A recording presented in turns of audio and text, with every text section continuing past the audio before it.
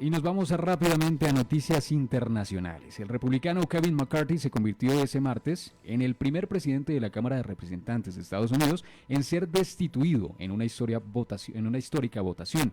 Pues nunca antes en la historia legislativa de Estados Unidos, un líder de la Cámara Baja había sido removido del puesto a través de una moción de vacancia. Pues la iniciativa fue propuesta el lunes por la noche por el congresista republicano Matt Gaetz y se concretó el martes en la mañana con una votación final de 216 a 210. Pues la destitución del presidente de la Cámara Baja fue impulsada por algunos legisladores del ala más extrema del Partido Republicano, a cuyos votos se sumaron los representantes del Partido Demócrata. Pues esta decisión pone a tambalear un poco el futuro del país y por supuesto tenemos a un invitado de lujo, un internacionalista de la Universidad Javeriana. Él es Manuel Camilo González y hoy nos está acompañando a Revista de la Mañana para hablar sobre ese tema, para hablar sobre ese panorama que deja el hueco de Kevin McCarthy.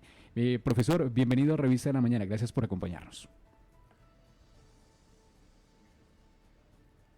Profesor, no lo escuchamos. Ahora sí. Oh, qué pena. Muchas gracias por la invitación. Un saludo para ti y para la audiencia. Profesor, Kevin McCarthy era una ficha clave desde el ala republicana. Y ahora, después de toda esa dualidad, después de la problemática que tienen desde el mismo gobierno, el no entrar en sintonía, ha dejado más huecos y muchas más preguntas. Pero hablemos sobre precisamente de esa ala republicana. Kevin McCarthy se va. ¿Y ahora qué sucede? Bueno, Kevin McCarthy se va y el dique de contención en términos de la política moderada en términos parlamentarios desaparece. Creo que si hay algo que distinguía mucho a McCarthy era la idea del consenso, pero ese mismo consenso terminó jugándole en contra, sobre todo en el interior de su partido, porque obviamente veían que Kevin McCarthy podía transar con ambos partidos, tanto con el ala más radical, pero con el ala incluso más moderada de los demócratas, y en ese sentido, al final de cuentas, lo que le pasa factura es esa falta de lealtad que al final de cuentas el partido, o sea, la parte más extrema del Partido Republicano, pues ve como una suerte de traición. Muchos dicen que está la más extrema del Partido Republicano, obviamente responde a Donald Trump, y eso, pues al final de cuentas, en un escenario donde estamos hablando ya de elecciones, pues juega mucho en contra, sobre todo teniendo en cuenta que Trump es el favorito, y sobre todo teniendo en cuenta algo mucho más importante. La estrategia electoral no se da por fuera del Congreso, también entra al Congreso, algo que es algo muy importante de entender, y es que muchas veces cuando uno habla de las elecciones, la política se traslada de los congresos hacia afuera. Lo que estamos viendo es que hay dos arenas muy importantes para el Partido Republicano, y es no solamente ganar en la opinión pública, sino también ganar incluso obstruyendo de manera destructiva, una oposición muy destructiva, pues obviamente el gobierno de Joe Biden a través del desgaste. Profesor, buenos días.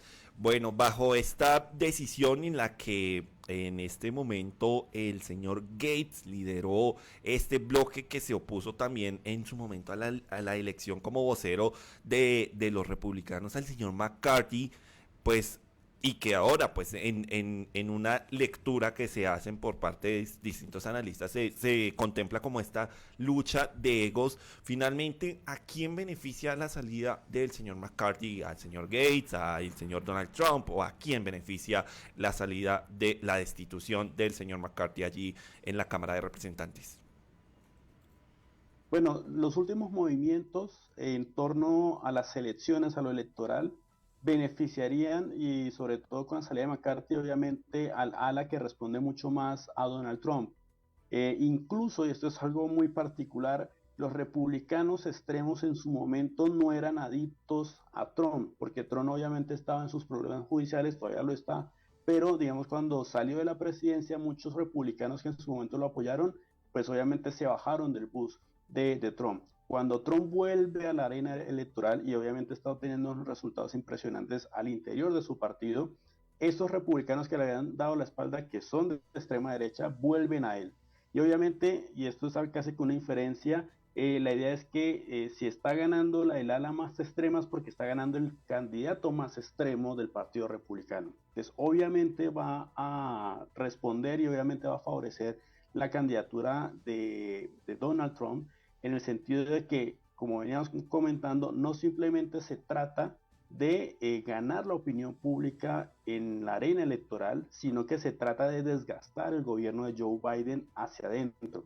Y obviamente el mantener el control de una de las cámaras impide y obviamente se posiciona como un actor de tomo importante para la agenda de Joe Biden, que obviamente está estancada y que seguramente va a ser una suerte de caballo de batalla de los republicanos diciendo que el gobierno es inoperante, cuando sabemos todos que la obstrucción del Partido Republicano pues juega un papel muy importante a la hora de hacer inefectiva esa agenda de reformas que tiene el gobierno demócrata. Profesor, entonces, hilando pues, esa actuación que está dando en ese momento el Partido Republicano, ¿es posible que Donald Trump vuelva a ser presidente de Estados Unidos? Bueno, eso es una buena pregunta, es tal vez como la pregunta del millón, en el sentido de que al interior del Partido Republicano es el candidato más opcionado. Es decir, uno puede decir con gran, digamos, porcentaje y grado de certeza de que Donald Trump podría ganar la candidatura republicana. Ahora, cuando salimos del área republicana, del caucus, de las primarias, como le llaman en los Estados Unidos, ahí Donald Trump enfrenta un escenario muy adverso, y es que más o menos el 50% de los encuestados en varias digamos, de estos ejercicios de opinión pública, pues registra digamos, una suerte de desaprobación a su imagen. Entonces, eso le jugaría en contra, pero también hay que entender lo siguiente, y es que el Joe Biden también tiene esa desaprobación. Entonces, ahí va a ser digamos, una carrera presidencial en donde efectivamente no se va a elegir tal vez al mejor candidato, sino el menos malo. Yo creo que va, al final de cuentas, a ser protagonista esta idea que muchos estudios de ciencia política denominan las candidaturas negativas, y es yo no voto por el que tenga mejor programa, sino que voto contra el que más repudio y rechazo tengo. Entonces, contra el que más repudio y rechazo tengo. Entonces, eso es algo muy importante entenderlo en la política norteamericana, que en esencia es algo muy latinoamericano, ¿sí? Pero que está ingresando de manera muy particular desde que llegó Donald Trump, obviamente, a la política de los Estados Unidos. Profesor, una de las decisiones que se dan bajo también la salida del señor McCarthy fue, bueno, la decisión que él tomó frente a el presupuesto nacional y esta, digámoslo, ampliación requerida para mantener el gobierno abierto de Joe Biden. Y bajo y que esto fue lo que finalmente pues molestó muchísimo al tema de los republicanos para llevarlo a esta destitución y en ese sentido, digámoslo, en aras de ese consenso que él pretende mantener al interior de su partido, pero pues también con el otro partido, con el Partido Demócrata, pues esta decisión era necesaria o fue necesaria para empezar a visibilizar esta crisis que se vive allí al interior de la Cámara. Bueno, yo siento que McCarthy desde que inició su gestión como el presidente de la Cámara Baja, fue una crónica de una salida anunciada. ¿En qué sentido? En que primero no lograba recoger los votos de su propio partido y que al final de cuentas son esos mismos votos de su propio partido los que los terminan sacando, pero también al tratar de ganarse a los demócratas para su elección como presidente, termina también generando desconfianza en los demócratas porque obviamente hay una serie de medidas que tomó McCarthy que afectaron el gobierno de Joe Biden.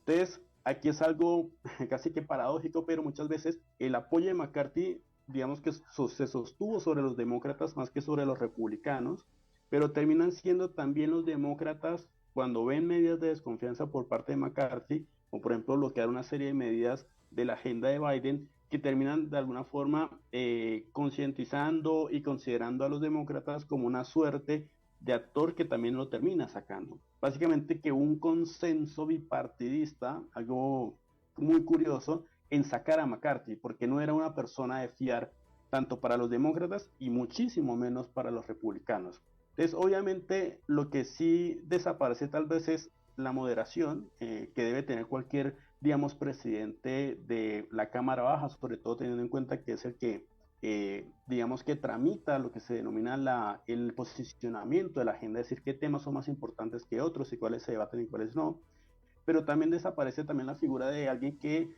a lo mejor no respondía muy bien a los intereses de su propio partido y que pues obviamente no generaba mucha confianza para la oposición, en este caso demócrata, en la Cámara Baja. Profesor, bajo la figura, digámoslo, interina de la persona que asumiría la presidencia, de la Cámara, pues cómo se ve la gobernabilidad del presidente Joe Biden, teniendo en cuenta pues que, bueno, allí tenía una figura, como usted lo mencionaba, un poco de consensos, de acuerdo, sin embargo, pues ahora la figura cambia, cómo el tema de la gobernabilidad del presidente Joe Biden se vería pues impactada bajo este cambio. Si hablamos del interinato, hablamos de una sola palabra y es incertidumbre, es parálisis, literalmente. ¿En qué sentido? En que este nuevo presidente no tiene ningún poder salvo el de organizar la elección del quien va a ser su sucesor y que obviamente tomará las funciones que tenía McCarthy. Es decir, mientras no se elija a un nuevo presidente en funciones de la Cámara Baja, esta Cámara prácticamente queda en suspenso, queda básicamente sin funcionamiento. Por lo tanto, aquí habrá que entender mucho quién puede ser el sucesor digamos, tanto de McCarthy como del interino, en el sentido de si llega alguien muy de extrema en términos del Partido Republicano a la Cámara Baja, eso significará automáticamente que tendremos un actor de veto muy importante para las reformas de Biden y seguirá al final de cuentas esa estrategia de obstruccionismo muy radical, muy, digamos, intransable en términos de los republicanos y digamos que tendrá que Biden lidiar con eso y tal vez transformarlo también en una suerte de caballo de batalla diciendo, miren, los republicanos no me dejan gobernar, para trasladarlo un poco a su movilización electoral, pero también hay que entender que a lo mejor, digamos, el apoyo demócrata y las negociaciones con los republicanos más moderados también podría dar una figura de consenso, no tanto como McCarthy, pero sí tal vez un poco más centrado, más consciente de que efectivamente lo que tienen los Estados Unidos en este momento es un problema que todos conocemos que se aboca cada año, que es la parálisis del gobierno. Y es que básicamente el gobierno central no destina fondos, obviamente, a los otros niveles de gobierno, y eso básicamente se entiende de que subsidios, programas sociales y demás medidas que toman los gobiernos a nivel estatal e incluso local, pues obviamente no pueden verse afectados y eso termina afectando más que a los políticos, pues obviamente al ciudadano de pie. Entonces obviamente hay una serie de variables que hay que entender un poco en ese sentido, de que por un lado está la política electoral, que seguramente le está funcionando de maravilla a los más extremos dentro del Partido Republicano y obviamente a Donald Trump, pero hay que entender también que hay unos intereses mucho más altos, como son los del país, y que obviamente una de las medidas más urgentes que tiene que tomar la Cámara Baja es la idea de salir o de cómo salir a través de un acuerdo de la famosa parálisis de gobierno, el shutdown, que obviamente se aboca cada año en los Estados Unidos y que se ha resuelto de manera pacífica, solamente que aquí lo que vemos es que se han cambiado las fichas y obviamente eso ha terminado por magnificar mucho más la crisis. Profesor, ahora vemos que hay digamos, una lejanía, pongámoslo en ese sentido, desde que McCarthy y Joe Biden se sentaron para hablar sobre el techo de financiamiento que tenía Estados Unidos, más o menos como en mayo o en marzo, en el cual pues se estaba hablando sobre qué va a pasar económicamente con Estados Unidos. Tenían una deuda impresionante, no podían atender responsabilidades económicas internamente y todo esto empezó a generar esa fractura entre la presidencia de la Cámara de Representantes y por supuesto el presidente Joe Biden. Y todo esto pues empezó también a hilar todos estos procesos y también los republicanos también empezaron a ir en contravía con Kevin McCarthy. Todos estos elementos ahora también se vuelven a dar por, digamos, ese posible cierre de gobierno y obviamente que se aprobó una ley de financiación a corto plazo que evitó pues este accionar, ¿no? El cierre de gobierno. Ahora la pregunta es esa. ¿Hay preocupaciones de financiación después de salir de la salida de Kevin McCarthy? ¿Hay preguntas, hay preocupaciones sobre este tema? ¿Le afectaría a Latinoamérica en lazos, digamos, de países, de gobernanzas? Bueno, ahí es importante comprender que mientras más se alargue el shutdown, el cierre de gobierno, pues va a ser, digamos, una carrera contra el tiempo frente a la incertidumbre.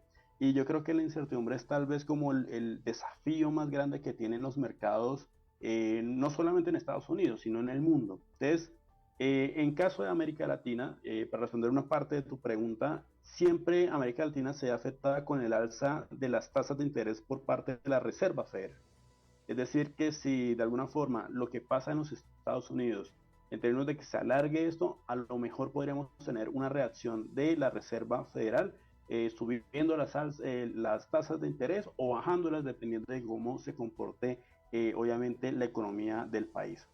Y por el lado de los Estados Unidos, de nuevo, la falta de financiación estatal también termina de alguna forma afectando a los ciudadanos.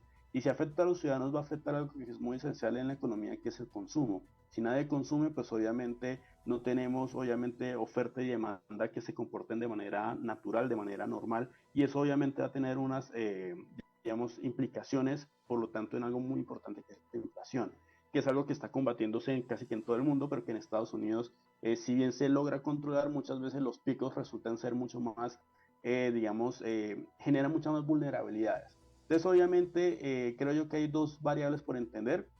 En el caso de los Estados Unidos, entender que si esto se alarga mucho más, tendrá efectos en el consumo de los estadounidenses, pero también entendiendo un poco que esto termina teniendo implicaciones internacionales, como bien lo mencionabas, que es que a los gobiernos latinoamericanos lo que más nos afecta es las tasas de interés porque tenemos una, igual que los Estados Unidos, pero obviamente en otras condiciones, pues también tenemos nuestra deuda. Y esa deuda, al final de cuentas, se calcula y termina siendo más voluminosa o menos voluminosa, teniendo en cuenta las tasas de interés que se colocan desde la Reserva Federal. Bueno, profesor, hablando ahora también de las movidas que debe tener el mismo Congreso de la República es qué va a pasar, ¿no? Porque después de que se elija el nuevo presidente, también deberá seguir con las, digamos, como esa línea de ruta que tenía Kevin McCarthy, o puede presentar unas nuevas propuestas, o puede hacer otros elementos que destine el futuro de la misma Cámara de Representantes o las alianzas. Seguramente habrán cambios. Creo que la gestión de McCarthy siempre estuvo criticada no solamente por los republicanos, sino también por los demócratas. Y en ese sentido habrá que cambiar mucho el rumbo hacia dónde se tiene que dirigir. Y de nuevo, participando un poco más de la discusión en términos bipartidistas, es decir, buscando más consensos entre las teniendo en cuenta que la ronda del presidente de la Cámara Baja es, pues obviamente, tramitar en términos de lo que denomina el posicionamiento de la agenda, qué temas son más importantes y qué temas no son tan importantes a la hora, obviamente, de discutir. Entonces, seguramente habrán cambios, es lo más probable.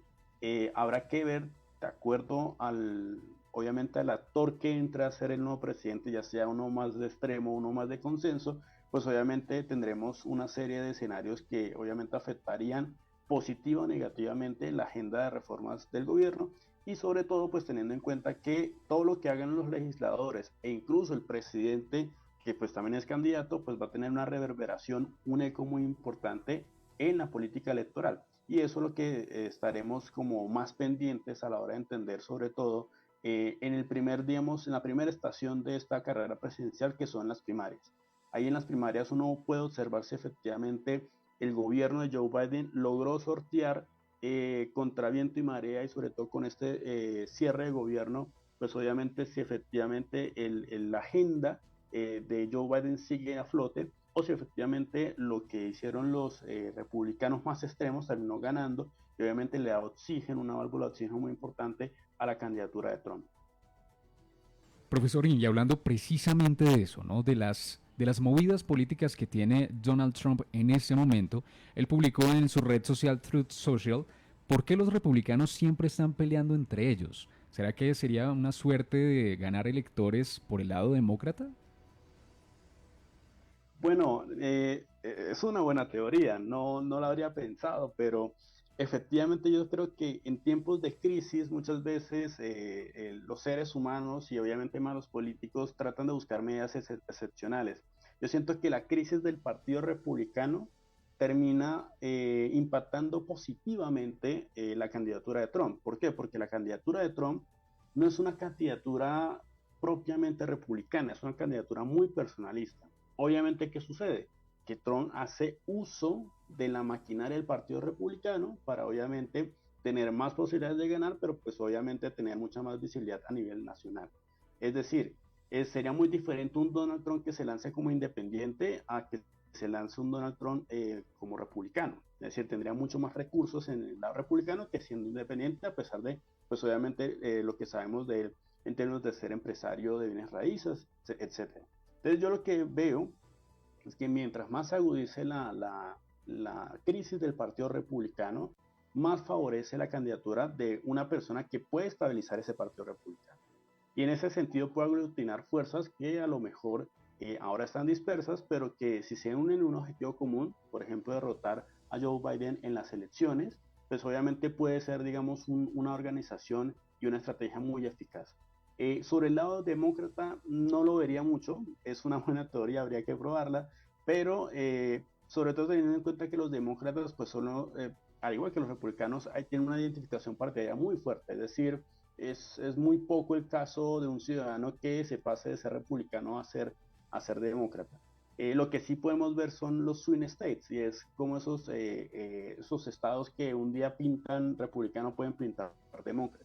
Entonces también puede apuntarse un poco a entender de que hay ciertos estados que son claves para ganar y que este mensaje podría llegarles como diciendo, mire, este es el hombre que necesitamos, el hombre excepcional que necesitamos para poner orden en esta, digamos, en esta crisis, porque si el Congreso no puede, pues un hombre fuerte sí lo puede ser. De nuevo, lo que Trump ha generado en la política de Estados Unidos es algo inédito, o sea, tiene muchas características latinoamericanas, esto es muy curioso, porque al final de cuentas la idea de el Congreso en los Estados Unidos es una institución muy importante. Lo que hemos visto desde Trump es que el presidente se suele imponer sobre el Congreso y pues obviamente eso genera una suerte de cambio en la percepción que tienen los electores de qué actor es más importante elegir en las elecciones. Obviamente los congresos tienen más impacto a nivel estatal, pero un presidente tiene más impacto a nivel federal. Entonces hay esa ponderación muy importante sobre el protagonismo de cada uno de los actores. El republicano Kevin McCarthy se convirtió este martes en el primer presidente de la Cámara de Representantes de Estados Unidos en ser destituido en una histórica votación, nunca antes visto en la historia legislativa de Estados Unidos. Y para hablar de este tema estuvo con nosotros Manuel Camilo González, él es profesor y internacionalista de la Universidad Javeriana. Profesor, gracias por acompañarnos en Revista de la Mañana. Muchas gracias por la invitación, un saludo a la mesa y un saludo a la audiencia. Buen día.